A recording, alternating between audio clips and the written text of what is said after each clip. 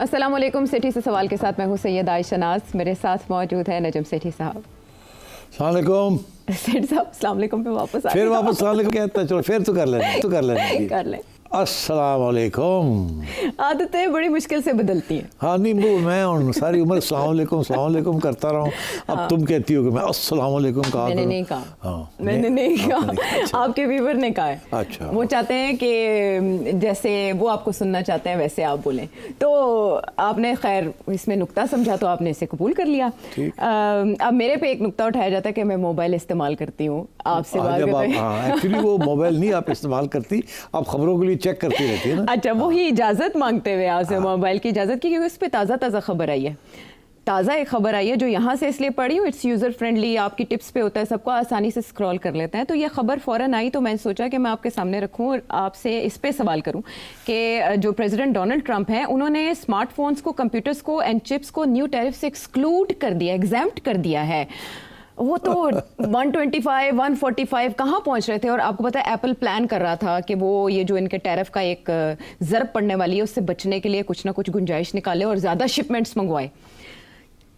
इस इकदाम से तो ऐसे लगता है कि इनका टैरिफ का प्लान एक थॉट प्रोसेस के बाद नहीं शुरू किया गया, इसके पीछे माइंड नहीं अप्लाई किया गया। हाँ, मेरा ख्याल है कोई ख़ास माइंड नहीं अप्लाई की, इसीलिए जो फॉर्मूला इस्तेमाल किया है इन्होंने कि जी कैसे निकाला जाए कि किस रेट पे टैरिफ लगाना है, वो भी फॉर्मूला सब ने रिजेक्ट कर दिया। उसमें कोई हैसियत ही नहीं है, उसकी कोई रैशनैलिटी नहीं है, कोई साइंटिफिक बेसिस ही नहीं है। मैं हमें करके जनाब ठा करके लगा दिए।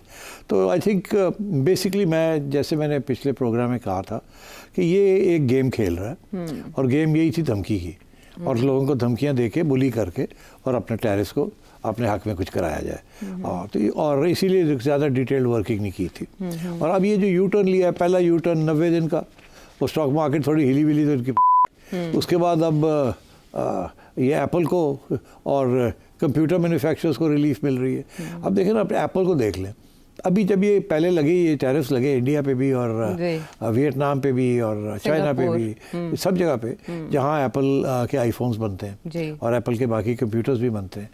एक ही कंप्यूटर है जो नहीं बनता बाहर, वो है मैक प्रो, वो टेक्सास में बनता है। बाकी सारे एप्पल के जो प्रोडक्ट्स हैं they are made in the Far East, मतलब जापान में बनते हैं, वियतनाम में बनते हैं, मलेशिया में बनते हैं, इंडिया में बनते हैं, फिलीपींस। तो अब बात ये है कि जब ये अनाउंसमेंट आई तो सबसे पहले हमने ये सुना कि एप्पल ने कहा कि इंडिया के अंदर, क्योंकि एप्पल पिछले 2 साल से इंडियन फैसिलिटीज़ को बढ़ा रहा था, वो डिपेंडेंसी नहीं करना चाह रहा था चाइना के ऊपर जितनी है। तो उनका टारगेट ये था कि 25% जो प्रोडक्शन है ऑफ आईफोन्स वो इंडिया में हो। अब वो 20% तक पहुंच गए हैं। मगर जब ये अनाउंसमेंट आई तो नज़र आ रहा था कि ये तो बहुत महंगे हो जाएंगे अब, चाइना वाले भी और ये इधर वाले भी। तो इंडिया के अंदर उन्होंने देखा कि इनके पास 30 डेज़ का टाइम दिया हुआ था, याद है आपको शुरू में जी। तो इन्होंने कहा वो 30 डेज़ में कितनी प्रोडक्शन हम कर सकते हैं और जो स्टॉक्स पड़े हुए जल्दी से उठा लिया जाए। तो एप्पल ने 3-4 बड़े जहाज़ को हायर किया, इंडिया भेज दिए, और अभी हाल ही में दे सेवरल प्लेन लोड्स, वो जो स्टॉक पड़ा हुआ था जल्दी से उठा के ले आए हैं, ओवर सेवरल मिलियन आईफोन्स। तो मगर अब ये जो अनाउंसमेंट आई है इसके साथ यही होगा कि अब वो जो सारा अमेरिकन टेक इंडस्ट्री है और सॉफ्टवेयर इंडस्ट्री जो रिलाई करती है on these chips, these iPhones, these and don't forget iPhone is like the American flag. पर आईफोन अगर बंद हो जाता है या कंपनी क्रैश कर जाती है बिकॉज ऑफ टैरिफ पॉलिसीज़, तो it will be a big blow. तो किसी ने समझाया होगा कि यार ये तो साड़ी लीडिंग कंपनी है, इसको आप ये करेंगे तो ये तो Chinese products will take over, और चाइना जो है will produce something like an iPhone. जिस तरीके से वो सैमसंग बन रहा है, ये बन रहा है, तो फिर आप कहाँ जाएंगे। तो ये वैक्यूम ना क्रिएट करें। ये आपकी टॉप पासपोर्ट कंपनी है, ये अमेरिकन ब्रांड है ये, तो इस ब्रांड को ना ख़राब करें। तो I think that's what's happened. थोड़ी सी पीछे से बैक चैनलिंग हुई होगी और he is withdrawn this thing. लेकिन इस तरह की पॉलिसी फ्लक्चुएशंस अमेरिका की पोजीशन प्रेशर डालने की, बार्गेन करने की, नेगोशिएट करने की, उसको वीक नहीं करेंगी? हो रही है, वो दिन ब दिन हो रही है। ये जो मैं यकीन नहीं करता कि इसको पता नहीं था कि ये होगा। मुझे यकीन नहीं आ रहा कि इतना बेवकूफ़ है कि इसको पता ही नहीं था क्या होगा। इसके इतने एडवाइज़र्स हैं, इकोनॉमिस्ट्स हैं, तो कि उनको पता ही नहीं था कि इसके ये नताइज निकलेंगे। तो अभी हाल ही में आपने देखा वो एक वाइट हाउस के ओवल रूम में खड़ा है और मीडिया ऐसे को बात कर रही है तो कि जी आपने ये यू टर्न ले लिया और स्टॉक मार्केट क्रैश कर गई, तो कहता है हाँ ये देखे ना, इन्होंने $1 बिलियन बना लिए, इन्होंने $900,000 बना लिए स्टॉक मार्केट क्रैश से। तो और वो चुप कर ही कर रहे हैं वो लोग। तो मतलब है कि there all mixed up in this. इसमें पीछे कोई स्ट्रेटेजिक, कोई लॉन्ग टर्म, कोई रैशनल थिंकिंग नहीं थी। It was a bully's attempt कि मैं किसी तरीके के साथ झटके से वो अपने हक में कुछ चीज़ें करवा लूँ, and that is what he did. और इसीलिए यू टर्न्स आएंगे। और मैं ये पहले प्रेडिक्ट कर चुका हूँ कि आप देखिएगा अब ये 90 दिन के अंदर बड़ी यू टर्न्स आएंगी। आप देखिए जी, फिर उसके बाद 90 दिन के बाद क्या पोजीशन रह जाएगी, साख क्या फिर देखा जाएगा। At the end of the day होगा क्या, इसकी पॉलिसी जो है वो उस हद तक कामयाब हो जाएगी जिस हद तक ये बाकी लोगों के टैरिफ्स को गिरवा देता है। और वो कुछ ना कुछ होगा, सारे कुछ ना कुछ कंसेशंस देंगे। मगर वो जो था ना कि जी इतना बड़ा ट्रेड फारग हो जाएगा, रिसेशन आ जाएगी, वो कुछ भी नहीं होना। चलें, कुछ ना कुछ मिल ही जाएगा इनको। अब वो गुलशन के कारोबार की तरफ आते हैं। यानी कि हाँ, मेरा ख्याल आज वादा हमने किया था कि आज हम पीटीआई नहीं डिस्कस करेंगे। मैं तो पीटीआई डिस्कस करना चाह रही थी। एक सवाल की इजाजत दे। वो आपके बड़ी आपके दोस्त सलमान अकरम राजा से मुतालिक है, तो इजाज़त दे दे मैं आपसे कुछ पूछ लूँ। अच्छा, ओके। वो ये है कि उन्होंने सीनियर जो लीडर हैं पीटीआई के आज़म स्वाति, उनके बारे में बात करते हुए कहा है कि इस्टेब्लिशमेंट या उनके दरमियान जो राब्ते हैं वो उनकी पर्सनल कैपेसिटी में, इसका पीटीआई की पॉलिसी के साथ कोई ताल्लुक नहीं। तो सवाल मेरा ये था कि फिर इस तरह के राब्तों के नतीजे में मिलने वाली डील का मुस्तकबिल क्या होगा? आपको याद है कि कुछ अर्सा पहले एक प्रोग्राम के अंदर मैंने आपसे कहा था, जब आपने पूछा था कि ये सियासी लोग जो है पार्टी के पॉलिसी के ख़िलाफ़ बातें करते हैं तो क्यों नहीं, कोई इस की बात हुई थी। और मैंने कहा था होता ही है कि ये लोग अपनी बातें करना शुरू कर देते हैं और पार्टी से जब पूछा जाता है कि ये तो देखे ना आपकी पॉलिसी ये फलाना बंदा ये कहता है, मैंने कहा था ये कहते हैं उसकी पर्सनल व्यू है। हाँ, ये नून लीग के बारे में आपने बात की, ये पर्सनल व्यू है। तो इस तरीके से पार्टियां जो है चलती हैं और नहीं भी चलती। और पीटीआई का भी वही हिस्सा है, जब वो कोई बंदा अपनी लाइन मार दे तो दूसरा बंदा कहता है पर्सनल व्यू है। अब ये आज यही आ गया ना, ये पर्सनल व्यू है। राजा साहब कहते हैं कि स्वाति साहब की ये पर्सनल व्यू है, स्वाति साहब कहते हैं मुझे इमरान खान ने कहा है। तो ये बातें सारी जो है ना हवा में ही हैं। हाँ। ये कोई पर्सनल व्यू नहीं है। खान साहब ने सबको लगाया हुआ आगे। अच्छा। किसी को कोई हर बंदा जाके कहता है, कोई ना कोई तजवीज़ देता है, खान कहता है हाँ करके देख लो, ठीक, और वो शुरू हो जाता कहता है मुझे खान ने कहा है। तो ये इसी किस्म की कॉन्ट्रडिक्टरी पॉलिसीज़ चल रही हैं। और स्वाति साहब जो हैं वो नंबर लगवाना चाह रहे हैं एस्टेब्लिशमेंट में भी के खाते में भी और इमरान खान के भी खाते में भी। वो लीडर बनना चाह रहे हैं। अगर वो कामयाब हो जाते हैं तो वो लीडर बन जाएंगे, ठीक है ना, मगर कामयाब वो होंगे नहीं। मगर कम से कम ये तो है ना आयशा कि हर रोज़ वो टेलीविज़न पे आए हुए हैं। एक बंदा जो 6 माह से या 4 माह से गायब था, इसकी कोई हैसियत ही नहीं थी, वो आजकल सेंटर स्टेज पे आया हुआ है। सारे उसके आगे पीछे हो रहे हैं, सारे एंकर्स उसको बुला रहे हैं और वो लगा हुआ है कि जी मैं अभी नहीं बता सकता, कल गुड न्यूज़ दूंगा, मैं ये करूंगा, मैं वो करूंगा।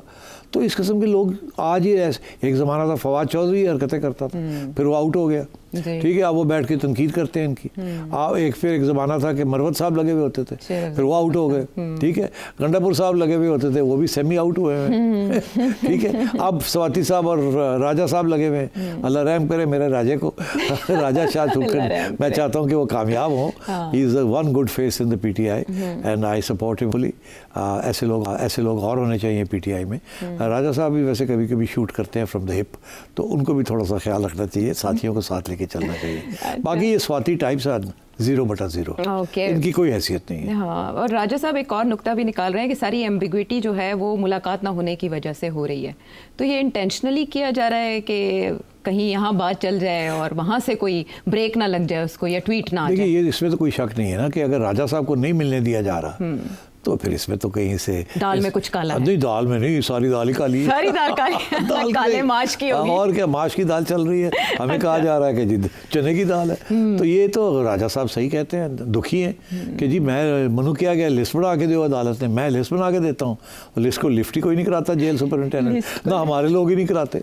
ऐसे ही है ना। तो अब राजा साहब जाएँ, मिले खान को और फिर खान आके कुछ कहे, या अगली कोई हेयरिंग हो, खान वहाँ पहुँचे और खान से फिर मीडिया पूछे कि भाई किसको आप सपोर्ट करते हैं, कोई खान बोले भी ना अपने मुंह कुछ, जोड़ा जानता है वो जाके आके कहता है खान ये कह रहा है। हाँ। वो फैसल भी जाता था, वो भी यही कहता था, जो जाता है वो अपनी तरफ से आके कहता है खान ने ये कहा है। और मेरा ख्याल है खान कुछ कहता भी है और नहीं भी कहता, और लोग खुद बना भी लेते हैं। ट्विटर भी खामोश है पुरस्कार तौर पे इमरान खान साहब का, और एक ब्लॉगर हैं, इंटेलेक्चुअल भी हैं, पीटीआई के सरकर्दा रहनुमा भी हैं, उन्होंने टिप दी है कि अगर मुज़ाकरात करने हैं तो अलीमा खान से करें। अच्छा हाँ, बाय द वे अब ये ग्रुप्स भी तो बन रहे हैं ना। हाँ। There is the Bushra Bibi group, there is the Peshawar group जो डिवाइडेड है इस वक्त, there is a lawyers group, वो भी डिवीजन हो गई है उसमें। उसमें अलीमा खान हेड कर रही है ना? और अलीमा खान ने एक सेक्शन को अलीमा खान हेड कर रही है। अच्छा। सलमान राजा, अलीमा खान, ये एक सेक्शन है। अच्छा। बुशरा बीबी इस वक्त चुप है। कुछ लोग कह रहे हैं कि इवेंचुअली बुशरा बीबी जो है ना उसकी आवाज़ चलेगी, ये सब फ़र्क हो जाएंगे। ठीक है, मगर क्योंकि वो हमारी एक ट्रेडिशन है ना कि बहनें भाई बच्चे दे आर इन लाइन, तो इसलिए I think that's why Aleema की बात सुनी जाती है या वो जो बात करती है। मगर अब देखिए ना, अलीमा भी हार्ड लाइन लेती है, राजा साहब भी हार्ड लाइन लेते हैं। ठीक है, अब और खान साहब तो हार्ड लाइनर हैं ही जी। बाकी ये जो सब लोग हैं इधर उधर चलते रहते हैं, कभी आते हैं कभी जाते हैं। हाँ। कभी हार्ड लाइन शुरू हो जाती है, कभी सॉफ्ट लाइन शुरू हो जाती है। हाँ। अब बहुत से ये इनिशिएटिव्स चल रहे हैं कि जी किसी तरीके के साथ खान की और एस्टैब्लिशमेंट की मुकमका करा ली जाए। तो उसमें वो यूएसए से भी लोग आए थे, सुना वो फिर आ रहे हैं, फिर जा रहे हैं। इसी तरीके से गंडापुर साहब कहते हैं मेरे तो ऑलमोस्ट बात हो गई है। फिर उनसे कोई पूछता हो कितने पहुंचे हो, कहता बस होने लगी है, ये हो रहा है। उधर से पहले मरवत साहब भी यही कहते थे, काफ़ी अरसे से स्वाति साहब लगे हुए हैं। तो बड़ी बड़ी ये उम्मीदें बनती हैं फिर टूट जाती हैं। सो आई थिंक वंस खान साहब कम्स टू कोर्ट तो फिर बहुत सी बातें क्लियर होंगी, तो उस वक्त फिर डायरेक्ट बात करनी पड़ेगी। But in the meanwhile मैं समझता हूँ कि Khan sahab has confidence in Salman Akbar Raja. अच्छा। बाकी ये लोग जो आते जाते हैं उनको वो ना नहीं करते, तो चाहते हैं ना कोई ओपनिंग तो मिले, मगर वो कहते हैं मेरे मुंह ना पूछो तुसी, तो जाओ अपने वो जाके करो जो कर सकते हो, तो फिर देखने हैं कि तो I think these guys are all trying to do something और the other, because they are concern ना, क्योंकि ऐसे तो काम नहीं चल सकता ना। एस्टैब्लिशमेंट के साथ लड़ाई करके तो कहाँ जाएगी पीटीआई। पहले तो पीटीआई के एस्टैब्लिशमेंट के कंधों पे चढ़ के आई है, फिर कंधों पे चढ़ के रहना चाहती थी, फिर उतर गई तो फिर गालियाँ देनी शुरू कर दी। आज भी कहते हैं कि आज हमारे साथ एस्टैब्लिशमेंट मुकमका कर ले तो वापस आ जाएंगे एस्टैब्लिशमेंट मिल के। तो ये एंटी एस्टैब्लिशमेंट पार्टी नहीं है, ये सब लगे हुए हमारे बड़े anti establishment. PTI is not an anti establishment party. PTI says we are pro establishment, establishment should be pro us. ये कहीं इधर उधर क्यों घूमते हैं, हमारे पास आए ना, वो क्यों हमारे साथ है। तो देखे ना, तो पॉइंट तो है ना। मगर वो जब ये होता तो फिर आके ये एस्टैब्लिशमेंट को आंखें दिखाते हैं। जब ये आंखें दिखाते हैं छोटी छोटी चीज़ों के ऊपर, तो एस्टैब्लिशमेंट कहते हैं वो तो ऐसी तैसी, हमारी बिल्ली हमें को, साड़ी बिल्ली तो चलो चलो बाहर। अच्छा, तो अब वो कह रहे हैं कि मैं कोई बातचीत भी कंफर्म नहीं कर सकता और ना ही कोई फैसला कंफर्म कर सकता हूँ। सलमान अकबर राजा साहब कहते हैं जब तक आप मुलाकात नहीं कराएंगे तो मैं किसी चीज़ की तस्दीक नहीं कर सकता। तो मुलाकात होने के लिए, करवाने के लिए अब क्या गेट खुलेगा? और दूसरी तरफ अडयाला जेल के जो सुपरिटेंडेंट हैं वो कह रहे हैं खुसूसी सिक्योरिटी दें, क्योंकि 15 अप्रैल को सेशन कोर्ट इस्लामाबाद में इमरान खान साहब को पेश करने के ऑर्डर्स हैं और वो गार्ड्स मांग रहे हैं खुसूसी। ये एक नई पेशरफ्त है, इससे पहले तो ऐसी डिमांड नहीं आई थी। मेरा ख्याल है कोशिश यही है कि कोई ऐसा सिचुएशन क्रिएट की जाए कि शायद ज़रूरत ना पड़े इनको प्रोड्यूस करने की। तो मैं समझता हूँ कि सलमान राजा को अप्लाई करना चाहिए उसी अदालत को जिस अदालत ने इनको इजाज़त दी थी कि आप 5-6 की लिस्ट बना के दे दिया करें, और आप तो उनके पास जाए, उन्हें कहें जी ऑर्डर करें कि मुझे मिलने दें, तो अदालत कर देगी। तो कर जाए ना, अब क्यों नहीं जाते, ताकि ये मसला हल हो। ये मसला हल होता है, तो चले वो पेशी होती है या नहीं होती, मुलाकात हो जाए कम से कम, ताकि ये जो इस वक्त मुबहम सी फ़ज़ा है वो ठीक की जा सके। अब हस्बे वादा सवालों की तरफ आते हैं, और पहले जो है वो है अदील साहब लाहौर से। शेख साहब, मैं आपका बहुत ही पुराना व्यूअर हूँ। गालिबन 2009-10 में जब आप प्रोग्राम किया करते थे जियो न्यूज़ पे आपस की बात, तो तब से मैं आपको फॉलो कर रहा हूँ।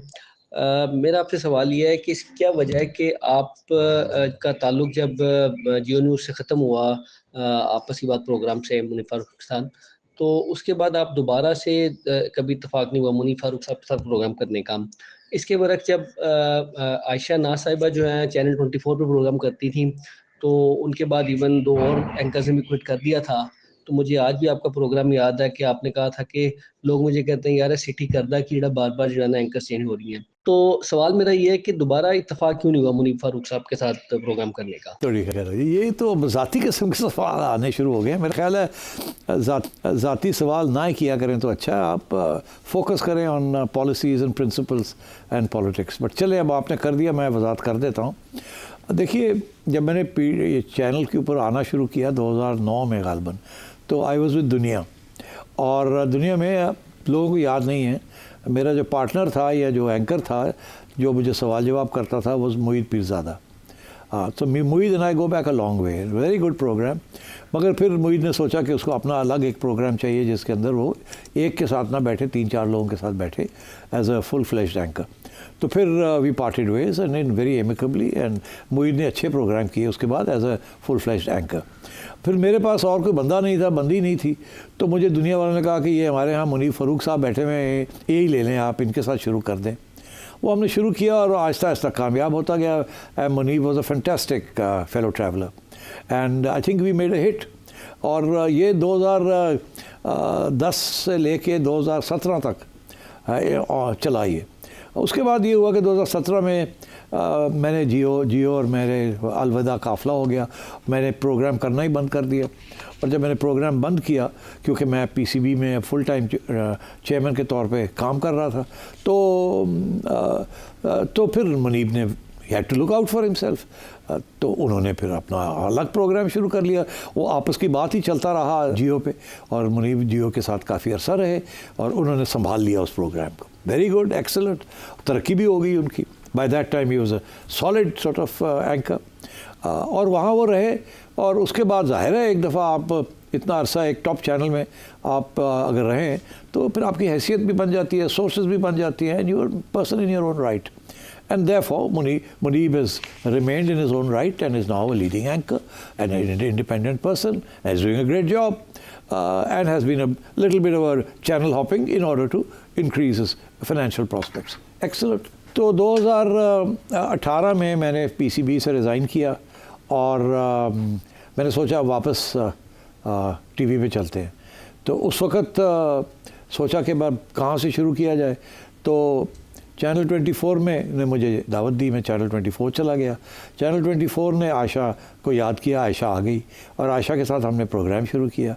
मेरा ख्याल है 6 माह के करीब चलाया होगा। तो उसके बाद आयशा को बहुत अच्छी ऑफ़र आ गई फ्रॉम सुनो टीवी। तो आयशा उठ के मुझे पूछने लगी, मैंने कहा फ़ौरन जाओ, तुम्हारी तो तरक्की हो रही है, जाओ। तो आयशा को तो हाथ प्यार से मोहब्बत से धक्का दिया, वो चली गई। 1 साल के बाद। हाँ, तो आयशा कह रही है नहीं मैं साल रही आपके साथ। ऐसे चलो जी, तुसी साल रहे, 3.5 साल। उसके बाद तुसी दौड़ गए, तुसी चले गए किधरे और, आपने खुद भेजा। मैंने चलो धक्का दिया, जाओ तुम्हारी तरक्की हो रही है, आप जाओ। तो आयशा सुनो चली गई, अच्छी तरक्की होगी, वहाँ खुद अपनी हैसियत में फुल फ्लैश एंकर बन गई।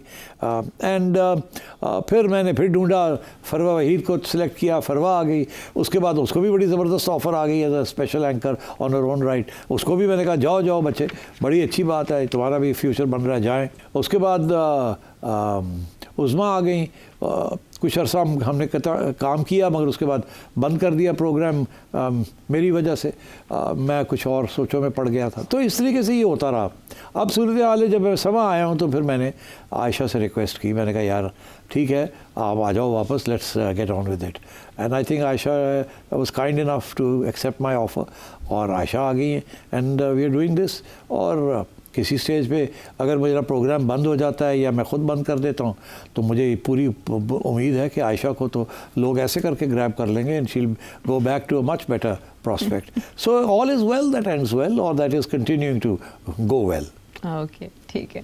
तो कभी मुनीब फारूक साहब के साथ दोबारा चांस मिला तो करेंगे ना? मुनीब के साथ मेरा रब्ता है, वी आर गुड फ्रेंड्स। बरखुरदार है मेरा और मैं उसकी बड़ी इज्जत करता हूँ। हाँ। और बड़ा शार्प है, और आजकल जैसे कहते हैं ना, टंगा खड़का रहे हैं, अल्लाह की कसम। खड़काते कुछ और है, लेकिन वो काम पे टांग रही हैं। उसके अकॉर्डिंगली ये जुमला यहाँ जिस किस्म की मुनीब बातें करता है, वो तो बड़ी काम पे टांगते होंगे। वाली बड़ी उम्दा केमिस्ट्री थी जहाँ से शुरू हुआ, और केमिस्ट्री बड़ी मैटर करती है। ये जो 1-on-1 टॉक शोज़ होते हैं या एनालिस्ट बेस्ड टॉक शोज़। आपके सवाल का जवाब आपको मिल गया होगा। बहुत से और सवाल एक ब्रेक के बाद।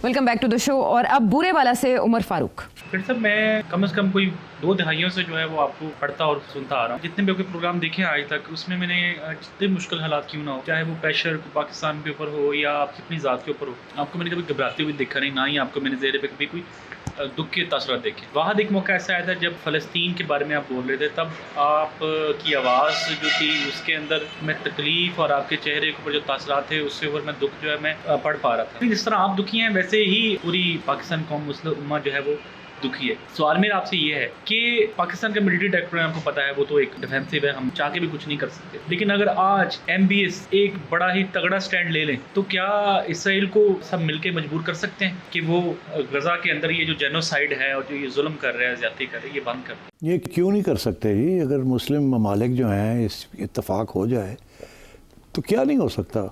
पैसा बहुत है मुस्लिम ममालिक के अंदर, आबादी बहुत है, पावर बहुत है, मगर यूनाइटेड नहीं है ना। अब ये मुख्तलिफ ब्लॉक्स बने हुए हैं और मुख्तलिफ अलाइंसेस बने हुए हैं इंपीरियलिस्ट पावर्स और सोशल इंपीरियलिस्ट पावर्स के साथ। तो ये दैट्स द प्रॉब्लम। तो ये थियरी में बात करना एक बात है, प्रैक्टिस में बात करना दूसरी बात है। आज अगर OIC एक प्लेटफॉर्म पे हर चीज़ तय करनी शुरू कर दे कि इजरायली इन्फ्लुएंस को कैसे कम करना है, तो क्यों नहीं कामयाब हो सकते हैं। मैं एग्ज़ाम्पल देता हूँ आपको। इस वक्त सूरत हाल ये है कि ये गज़ा के अंदर जो कुछ जेनोसाइड की है इसराइल ने, इससे कबल तैयार हो गए थे 3-4 मेजर मुस्लिम नेशंस के इसराइल की रिकग्निशन की तरफ चलते हैं, क्योंकि 2 स्टेट सोल्यूशन की तरफ बात बढ़ रही थी और अब्राहम्स अकॉर्ड हो चुके थे। मगर इसराइल ने वो सारा तबाह कर दिया, वो जो रास्ते खुल रहे थे, और ये मुस्लिम ममालिक को पीछे हटना पड़ा। अब वो नहीं कर सकते क्योंकि पॉपुलेशंस जो है वो कभी मानेगी नहीं इस बात को, बड़ी डिस्टेबलाइजेशन हो जाएगी। इतना गुस्सा है मुस्लिम अवाम के अंदर, हर मुल्क के अंदर, और सिर्फ मुस्लिम नहीं, क्रिश्चियन अवाम के अंदर भी, अमेरिका के अंदर भी, UK के अंदर भी, यूरोप के अंदर भी, across nationalities and across religion. तो अब बात यह है कि करने को आए तो कर सकते हैं, मगर ये वेस्टेड इंटरेस्ट जो होते हैं ना, ये रोक देते हैं आपको। अब मैं एग्ज़ाम्पल देता हूँ आपको कि अभी शुरू हुआ एक मूवमेंट अगेंस्ट KFC के अगेंस्ट मूवमेंट शुरू हुआ है, क्योंकि ये परसेप्शन दी गई है या है कि इट इज़ एन ऑर्गेनाइजेशन और अ कंपनी दैट सपोर्ट्स ज़ायनिज़्म। अच्छा देखिए, जूइश होना और ज़ायनिस्ट होना 2 अलग अलग चीज़ें हैं। हर ज़ायनिस्ट जो है वो ज़रूरी नहीं कि वो सिर्फ जू ही है, और हर जू जो है वो ज़ायनिस्ट नहीं है। जूज़ एंड ज़ायनिस्ट में इतना फ़र्क है कि ज़ायनिस्ट वो हैं जो ग्रेटर इज़राइल की बात करते हैं, ज़ायन फॉलोअर्स ऑफ ज़ायन, कि जी ये ज़मीन जो है इसको हड़प करो, इसे अपना ये बनाएं, 1 state and so on and so forth. मगर बहुत से जूज़ हैं जो आर अपोज टू दिस, जो मल्टी स्टेट सोल्यूशंस ढूंढते हैं, स्पेशली सोशलिस्ट जूज़ जो हैं। So Zionism is the issue. Israel is a Zionist state. वो कब्ज़ा करना चाहती है, निकालना चाहती है, यूसर्प करना चाहती है अदर पीपल्स राइट्स। अच्छा, सो इसलिए अगर ज़ायनिज़्म के ख़िलाफ़ मुस्लिम ममालिक कोई अपने आप का एक प्लेटफॉर्म पे इकट्ठे हो जाएं तो क्या नहीं कर सकते। मैं अभी एग्ज़ाम्पल दे रहा था KFC का। KFC टर्की में, बांग्लादेश में, मलेशिया में KFC के ख़िलाफ़ एक महाज बनना शुरू हो गया अवामी। इसमें किसी हुकूमत का रोल नहीं है कि KFC इज़ सपोर्टर ऑफ, ये इल्ज़ाम ये है कि KFC जो है वो ज़ायनिस्ट ऑर्गेनाइजेशन है, या KFC के मालिक जो हैं वो ज़ायनिज़्म को सपोर्ट करती है। They may be Jews but they support Zionism, not all Jews support Zionism. तो उस सिलसिले में अब लोगों ने बॉयकॉट करना शुरू कर दिया। अभी 2 महीने पहले खबर आई कि जी टर्की के अंदर कोई 500 से ज़ायद जो आउटलेट्स हैं KFC की, वो उनको बंद करने का फ़ैसला किया और KFC मूव कर रही है बिकॉज रेजिस्टेंस आनी शुरू हो गई है। अब उसके बाद हमने देखा बांग्लादेश के अंदर एक मूवमेंट शुरू हो गई है KFC के बिना। आज हमने खबर पड़ी है कि यहाँ पाकिस्तान के अंदर भी एक कोई KFC की आउटलेट है, वहाँ उसको भी कुछ लोगों ने जाके वहाँ पत्थर मारे, आग लगाने की कोशिश की। तो ये इट्स कैचिंग ऑन। अब सवाल ये है कि वाई KFC का तो अगर कोई इस्टेब्लिश हो गया तो मुझे नहीं पता, मगर ज़ाहिर है लोग तो ये समझते हैं कि इस्टेब्लिश हो गया, उसका कनेक्शन में ज़ायनिज़्म है। बट और भी बड़ी ऑर्गेनाइजेशंस हैं जिनका कनेक्शन है और स्ट्रॉन्ग कनेक्शन है, मगर ऐसी भी हैं जो फॉरेन ऑर्गेनाइजेशंस हैं, मल्टीनेशनल्स हैं, जिनका कोई ताल्लुक नहीं है। और आज मैं देख रहा हूँ उनको भी गिरा, वो भी इस खाते में लोगों ने उनको भी अटैक करना शुरू कर दिया है कि जी फ़लानी कंपनी जो है वो भी एक ज़ायनिस्ट कंपनी है, उसको भी बॉयकॉट किया जाए। हालांकि ज़रूरी ऐसी बात नहीं है। तो मैं ये समझता हूँ कि अगर आज मुस्लिम ममालिक इस चीज़ के ऊपर एक मीटिंग करें और कहें हमने ये लिस्ट बनाई है all those organisations and multinationals, consumer good suppliers और अदर्स जो कि ज़ायनिस्ट सपोर्टर्स हैं, तो इनको सारा मुस्लिम ममालिक जो है इसको बॉयकॉट करें। मैं समझता हूँ कि बहुत बड़ा कदम होगा, बहुत बड़ा कदम होगा। This is what you might say कि ट्रेड और फॉरेन इन्वेस्टमेंट को ट्रीट किया जाए as a foreign policy tool. और मैं इसकी प्रेसिडेंस है कि मैं आपको बताता हूँ, जब साउथ अफ्रीका अपार्टाइड गवर्नमेंट थी वहाँ, तो दुनिया ने साउथ अफ्रीका को बॉयकॉट कर दिया था। South African oranges, south African fruit को बॉयकॉट कर दिया था और बड़ी तकलीफ होनी शुरू हो गई थी to the white apartheid regime in South Africa and in Rhodesia and so on. तो क्या हुआ, कुछ 10-20 साल तो वो लड़ते रहे, मगर eventually they had to collapse and eventually Nelson Mandela and the anti apartheid movement succeeded और एक बॉयकॉट वो सक्सेसफुल। आपको याद है क्रिकेट टीम्स के साथ भी कोई खेलने के लिए तैयार नहीं था, तो it was a very successful boycott. तो बॉयकॉट्स हो सकते हैं but you have to get together. और अनलेस इसमें इस किस्म की बॉयकॉट के अंदर सऊदी अरेबिया और यूएई, इस किस्म के जो मुल्क हैं जो रिच हैं, जिनके तल्लुकात हैं, अगर ऐसे मुल्क ये पॉलिसी नहीं इख्तियार करते तो जो बाकी छोटे मुल्क हैं वो बेचारे करेंगे भी तो कुछ नहीं होगा। But as I said this needs a common platform. अभी वो नज़र नहीं आ रहा बिकॉज नेशन स्टेट का मतलब ये है कि उम्मा is not first, nation state is first. Nation state के जो वेस्टेड इंटरेस्ट हैं they come first, not necessarily those of the Ummah. But there are cases and there can be cases where the Ummah and the nation states can both jointly join hands. अब ये कैसे होगा, but I think discussion ज़रूर होनी चाहिए इस पर। और ये ज़रूर है कि जो नॉन ज़ायनिस्ट ऑर्गेनाइजेशंस हैं, मल्टीनेशनल्स हैं, उनको अटैक बिल्कुल नहीं करना चाहिए, सोच समझ के करना चाहिए, specially in a country like Pakistan जिसे फॉरेन इन्वेस्टमेंट की बड़ी सख्त ज़रूरत है। हम तो इनकरेज कर रहे हैं लोगों को कि आप आएँ यहाँ इन्वेस्टमेंट करें, कंज्यूमर गुड्स में करें, असेंबलीज़ में करें, इंफ्रास्ट्रक्चर में करें, IT में करें and so on and so forth. तो we should be even more careful कि हम ये अपॉर्चुनिटीज़ जो हैं अगर मुस्लिम उम्मा नहीं करती तो हम आगे बढ़ के शायद सोच के करें, क्योंकि हमारे जो वेस्टेड इंटरेस्ट है वो शायद नुकसान ना हो जाए। तो you know that's why it's important to have a common platform. Common platform, common policy, ये डिफरेंस क्रिएट कर सकती है। मज़ीद सवाल एक ब्रेक के बाद।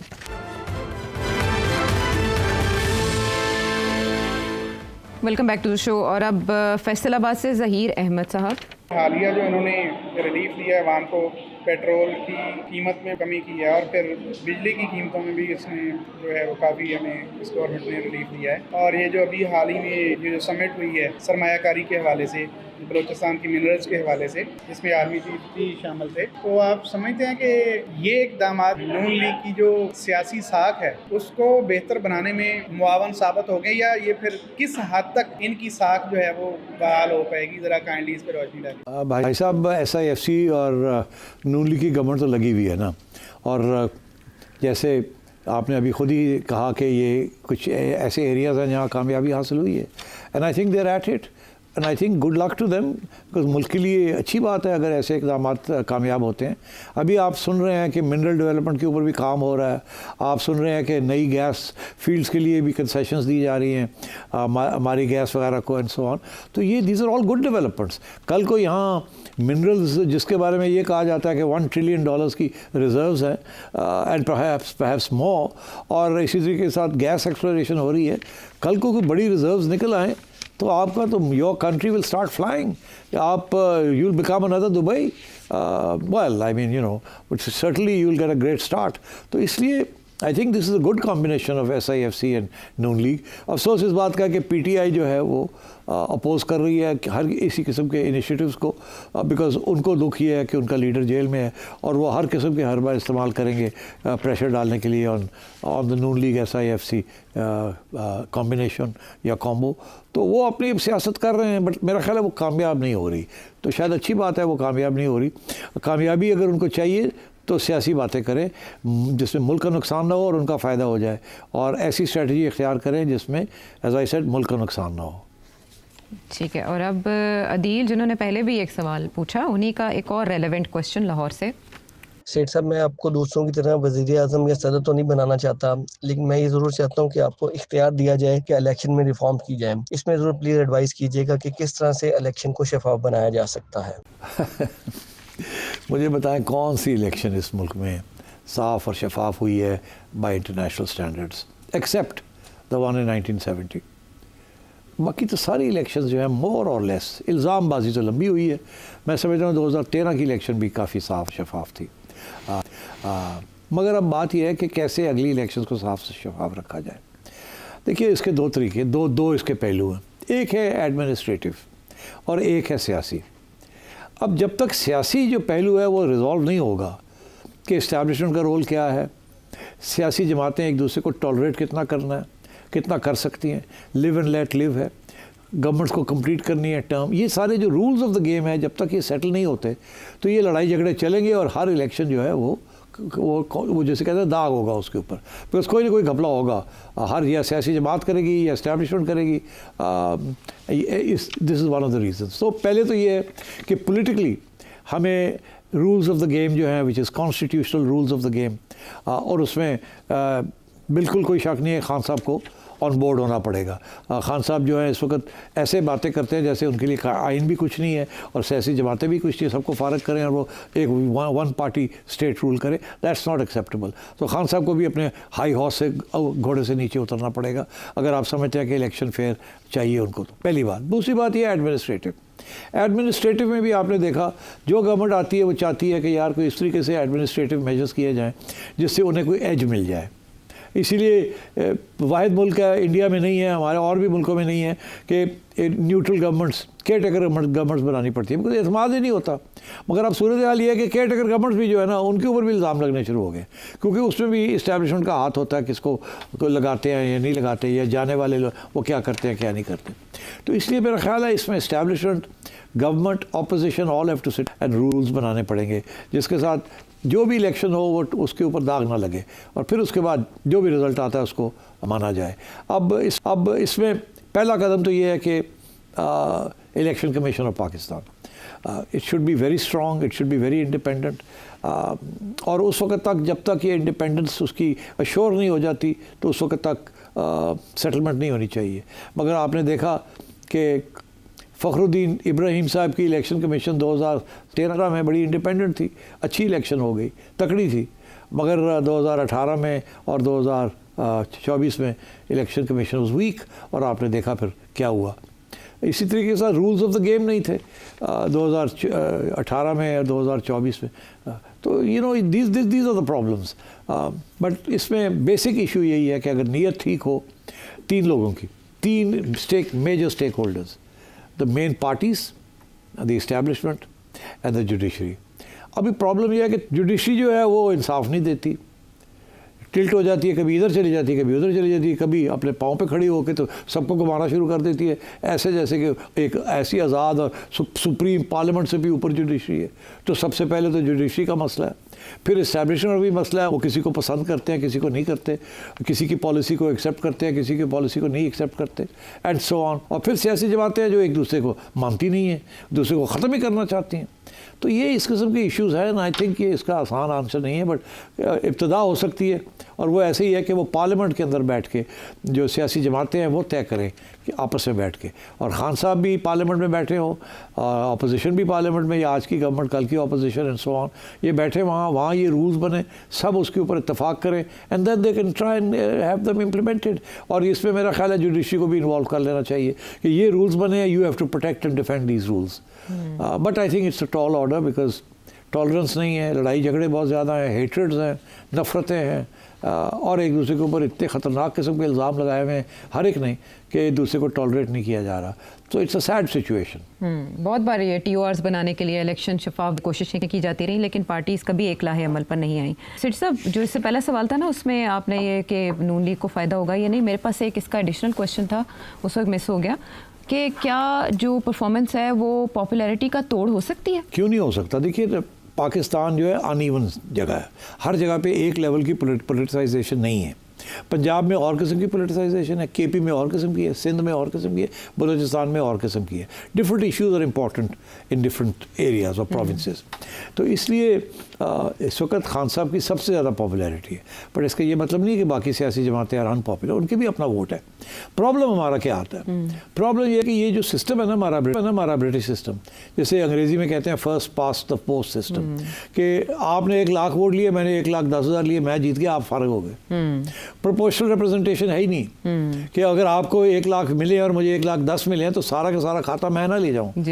ये बड़ी लॉपसाइडेड बात हो जाती है। पता चला जी कि आपको 6 मिलियन वोट्स मिले हैं इलेक्शन में और मुझे मिले हैं 6,15,000 से 2 लाख ज़्यादा मिल गए हैं, तो आपको पार्टी वाइप आउट हो गई और आप सारे ले गए हैं। ये भी हो जाता है। तो ये I think you need to change these rules. Proportional representation अगर आप करें तो you will have a much better representation. अब ये है कि क्या ये जो सब कुछ हो रहा है इसमें फ़ायदा हो सकता है?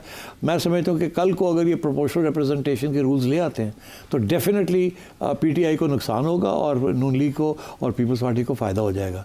बिकॉज ये जो सारे इक़दाम हैं इसके साथ इनकी अपनी कंस्टिट्यूंसीज तो बन रही हैं, वो गई तो नहीं है, वो कभी इमरान के लिए बहुत से ऐसे जो नहीं वोट करें, रिवाइव हो रही हैं, वो डॉर्मेंट पड़ी हुई हैं, चुप पड़ी हुई हैं, शायद वो वोट ही ना करें। मायूसी। मगर जब ये सहूलतें उनको मिलनी शुरू हो जाएंगी तो छोटी छोटी एरियाज़ में कंस्टिट्यूंसीज बननी शुरू हो जाती हैं। और अगर इमरान खान की जो पार्टी है उसकी पॉपुलैरिटी जो है वो बढ़ती नहीं है तो दूसरों की तो बढ़ सकती है ना। ये तो ज़रूरी नहीं है कि जी दूसरे जो है आपस में बिखरे हुए हैं, कल को इधर से वोट लिया पीपल्स पार्टी रह जाए और नून लीग बढ़ जाए, तो ये इट्स इंटायरली पॉसिबल। और फिर ये जो सिस्टम है ना जहाँ इंडिपेंडेंट्स भी हैं, लोगों की अपनी कंस्टिट्यूंसीज भी हैं, एक बंदा है उसको पता है कि अगर मैं पीटीआई के टिकट पे खड़ा होऊंगा तो मुझे 1.25 लाख वोट मिल जाएगा, मैं नून लीग के ऊपर खड़ा होऊंगा तो मुझे 60,000 मिलेंगे। ठीक, मगर हालात ऐसे बदलते हैं कि वो समझता है कि अच्छी चांस है कि मेरी अब जो 60 है ये 80 हो जाए और पीटीआई जो है उसकी जो 1.25 लाख है वो 90 पे आ जाए तो मेरी अच्छी चांस है। तो ये थी दीज थिंग्स हैपन। फिर कैंडिडेट्स आर वेरी इंपॉर्टेंट, किस कैंडिडेट को दिया किसको नहीं दिया, जिसको नहीं दिया वो पीटीआई के कैंडिडेट को अंडरमाइन करे। ये लोकल पॉलिटिक्स भी बहुत चलती है। तो इसलिए आई थिंक ये नहीं आप कह सकते कि जो मर्जी आई हुकूमत करे तो पीटीआई इलेक्शन जीतेगी, दैट्स नॉट द केस। ये यकीनी तौर पर अगर ये गवर्नमेंट की परफॉर्मेंस अच्छी रही और 3-4 साल ये चल गई और पीटीआई के अंदर ऐसी लड़ाई झगड़े चलते रहे और कोई सोल्यूशन ना नजर आई तो the Noon League and PPP has a good chance of genuinely winning an election. Game बदल सकती है। Too far away right, too far away, but chances हैं उनके। अब सऊदी अरब से साजिद मलिक साहब, हमारे पास सिर्फ 1 मिनट होगा। सर पीटीआई की सोशल मीडिया टीम और यूट्यूबर खास तौर पर जो बैरून मुल्क बैठे हैं, पीटीआई सर जब भी मुज़ाकरात की तरफ बढ़ती है एस्टेब्लिशमेंट के साथ, ये सोशल मीडिया टीम और यूट्यूबर उनके पीछे लग जाते हैं, उनको गद्दार मुनाफिक यजीद कहने लग जाते हैं। अगर सर ये चाहते क्या है? क्या ये चाहते हैं खुदा न खास्ता इमरान खान लंबी जेल में रहे, या खुदा न खास्ता को उसके साथ जेल में कोई हादसा पेश आ जाए जिसके बाद ये उसका मकबरा बनाएं, चादरें चढ़ाएं, कवाली करें और इनका बिजनेस एक लंबे अरसे तक चल सके? इस पर सर तजिया दें आखिर ये चाहते क्या? और पीटीआई इससे लातल्की का ऐलान क्यों नहीं करती? पीटीआई को या इमरान खान को इसके बारे में क्यों नहीं समझ आ रही? मेरा ख्याल है खान साहब को तो समझ आ रही है, मगर मेरा ख्याल अप्रूव करते हैं इस पॉलिसी को जिससे वो टॉक फाइट। उनका ये कहना है कि अगर हमने लड़ाई करनी छोड़ दी तो हमें भूल जाएंगे, हमें ताले लगा के ताले की चाबी फेंक देंगे इस्टेब्लिशमेंट वाले। तो लड़ना बड़ा ज़रूरी है, लड़ के अपनी कुछ स्पेस भी क्रिएट करनी है। तो मेरा ख्याल है एक तरफ स्वाति साहब को गो अहेड कर लें, बात करें, देखें कहाँ तक बात चलती है। अमेरिका वालों को जाने दें, आने दें, बात कर लें, देखें कोई जगह स्पेस निकलती है कि नहीं निकलती। दूसरी तरफ ये जो यूट्यूबर्स हैं करते जाओ यार, बिकॉज आफ्टर ऑल अगर आप चुप कर जाएंगे तो हमारी लेवरेज ही कोई नहीं रहेगी, वो सुनेगा कौन सी बात। ये नेगोशिएशंस में ये हमेशा होता है। एक बंदा होता है जो कि चाय पिलाता है, एक बंदा होता है जो लित्र मारता है। या ये पुलिस वालों के पास चले जाएँ, थाने चले जाएँ, आपको पकड़ के ले जाते हैं। एक बंदा आगे कहता है तेरी नहीं बोलता, 4 लित्र मार के चला जाता है। दूसरा बंदा आता है कहता है यार चाय पी, क्यों तू पागल है, हमें लित्र खाना पे, अल्लाह चाय पी, वो उसकी हमदर्दी लेते। तो ये दिस गोज ऑन। आपने देखा कि जब नून लीग का भी यही हाल था, शहबाज शरीफ साहब सॉफ्ट बात करते थे, नवाज शरीफ साहब एक खड़का देते थे, फिर नवाज शरीफ साहब चुप कर जाते तो मरियम खड़का देती थी, फिर दोनों तैयार हो जाते थे जाने के लिए साथ। तो इधर भी वही खाते खुले हुए। ये किसी न किसी स्टेज पे वो कहते हैं पानी अपने लेवल पे आएगा, अगर वो वक्त अभी आया नहीं है। वो वक्त उस वक्त आएगा जब एस्टैब्लिशमेंट किसी किस्म के प्रेशर के अंदर आएगी। अभी वो प्रेशर नहीं आया। हमारा वक्त आ गया इजाजत लेने का। हमारे ऊपर प्रेशर आ गया कि अब अलविदा काफिला। इसी साथ ही इजाजत है अगले प्रांत के लिए। अल्लाह निगहबान।